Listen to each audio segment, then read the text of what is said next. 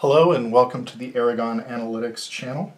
This will be a review of the Cold Steel Talwar, large size in G10. We'll get some of the specs out of the way first. Blade length is 5.5 inches. Overall length opened is 12.75. The blade steel is CTSXHP alloy. Blade thickness is 0.14 inches. It's a trailing point blade style with a flat grind, black finish. Handle thickness is 0.52 inches, and it is Cold Steel's version of the lockback with the triad lock. Weight is 8.2 ounces, and it is made, or actually it's partially made and assembled in Taiwan. The CTS XHP steel is American steel.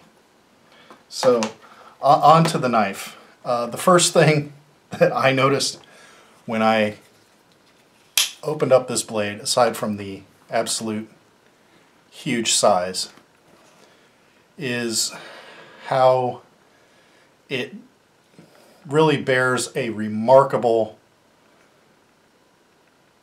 resemblance to a blade that was featured in one of the episodes of the Star Trek original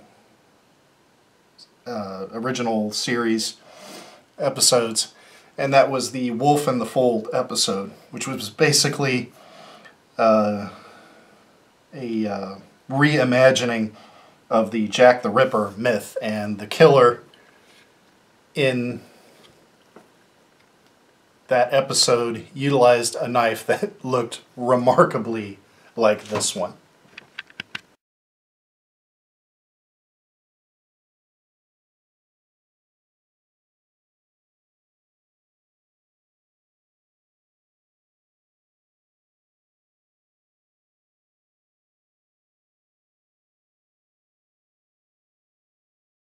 Okay, after that quick trip down vintage sci-fi memory lane, let's get down to the design of the knife. As you can see, it has a very deep, like a choil area here to prevent your hand from slipping forward. The G10 is extremely grippy, bordering on abrasive. It actually makes it kind of difficult to pull the knife out of your pocket, because this clip bearing down on that G10 that's extremely rough and coarse is so abrasive that a lot of people end up either filing down or sanding that particular area of the G10, or they fill it in with JB Weld and then smooth it over. I haven't modified the knife yet, and part of the reason for that I'll get to later as far as carry and ease of deployment. So it's very ergonomic in hand. These finger grooves are well spaced, at least for my large size hands. Has something resembling jimping up here at the top. It's got a little bit of traction to it, but that's really immaterial, because with that really rough textured G10 and these finger grooves and this huge, choil / guard area up here, there's no way on a pierce cut that you are going to slip forward up onto the blade unless you have a really loose grip on the knife. The blade design is just sick. Has a large degree of belly for slicing. It's extremely thin profile. On the back side of the blade, I'm going to try to hold this up so you can make this out. There is a swedge cut into, I don't know, probably more for looks than anything else, but I guess it does reduce weight. And then it provides for this really wicked, sick arrowhead style top of the point. The point is, beyond needle sharp, and the blade came from Cold Steel with a good degree of sharpness. The blade is, I've since sharpened it on a Ken Onion work sharp to put a finer edge on it and to kind of polish the edge a little bit. Not sure if that's coming out on camera or not. But anyway, onto the blade steel. The CTS XHP is pretty awesome, I have to say. I'm not a huge Cold Steel fanboy or anything, but I am becoming a fan of the CTSXHP. This stuff sharpens really easily, and it seems to hold an edge really well. And I haven't really experienced any chipping. Now granted, I haven't batoned any wood or done anything crazy with this thing, but it slices just incredibly. After putting it on the work sharp, I'm gonna try and do this on camera. It's always a little harder on camera to get this right to where you guys can see it and I'm not blocking anything. But okay, you can just, I don't know if you can hear how quiet that is, but this is newsprint, which is somewhat similar to phone book paper. It's slightly more abrasive. I find it actually, although it's a little thicker than phone book paper, I find it more difficult to cut because it's a little, I don't know, maybe softer and more fibrous and mushy, and it makes for a more difficult challenge to make a clean cut with a blade. But you can just, once you get it started, you can essentially do a draw cut with zero problems. And I'm going to actually try and do this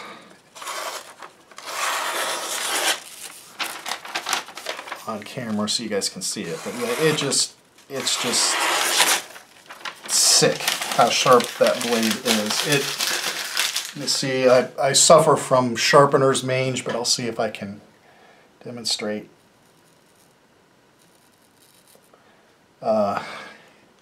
Yeah, had a little bit of hair left on my arm from all the sharpening I've been doing lately, but yeah, absolutely zero problems providing a smooth, catch-free, dry shave.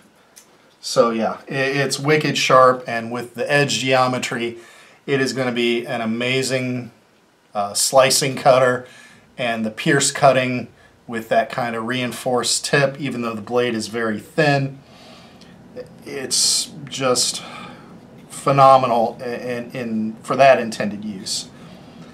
On to deployment. This is where things get kind of problematic for me.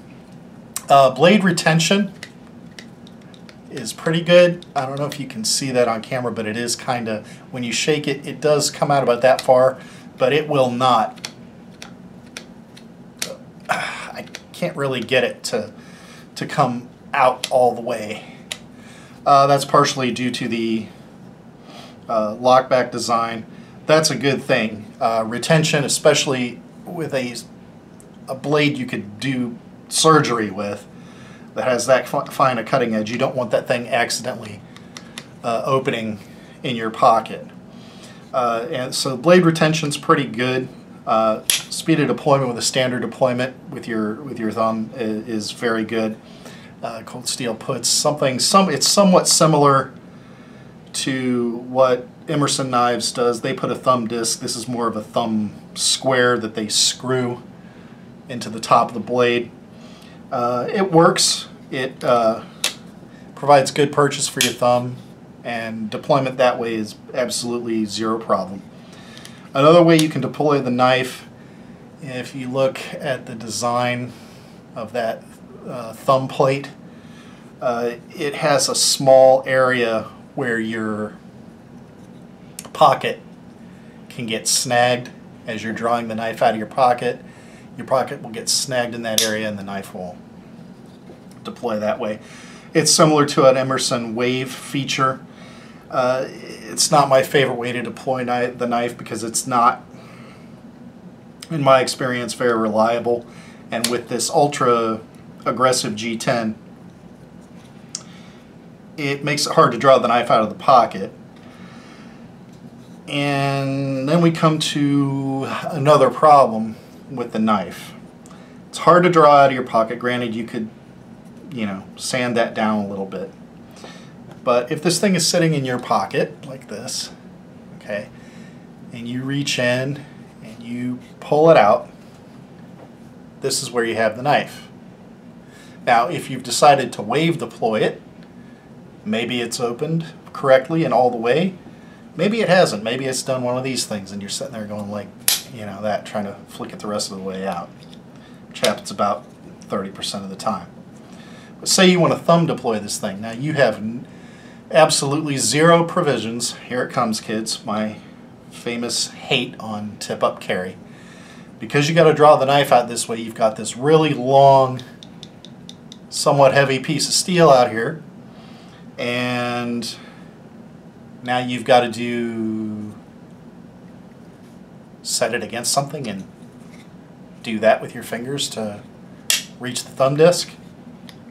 I mean, really?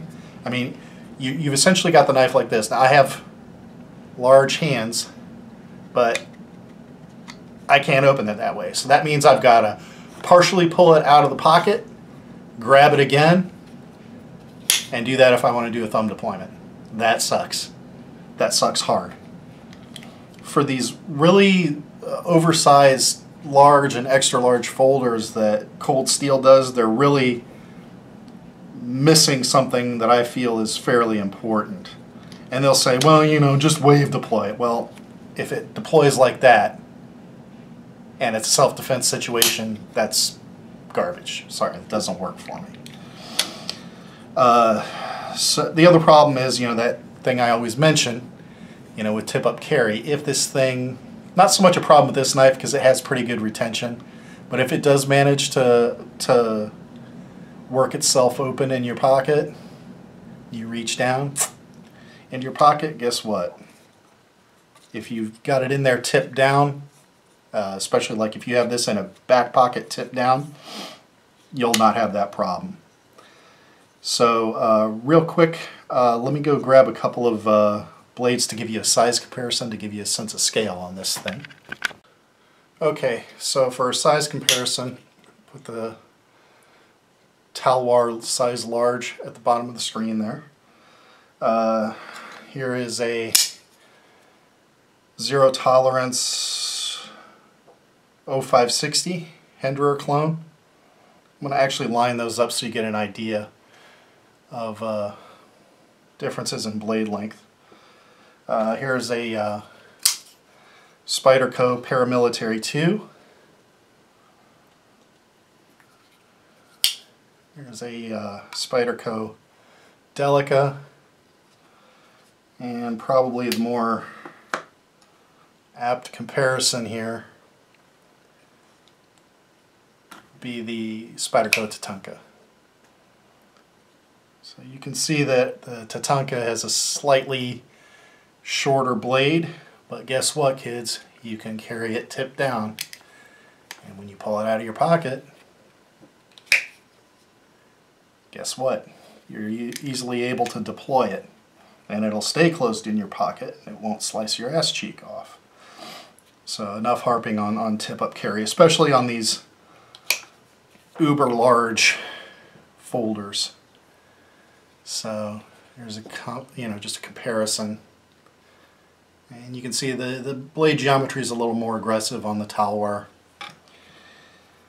So to summarize, I would say that with the triad lock and the CTSXHP steel, this is a very well constructed knife. I would say that, you know, to Cold Steel, please, please, please, pretty please, with sugar on top, give people the opportunity to mount a clip up here so that those of us who actually want to deploy these large folders without using the wave-like feature have the option to not have to do the little caterpillar thing all the way up to the top.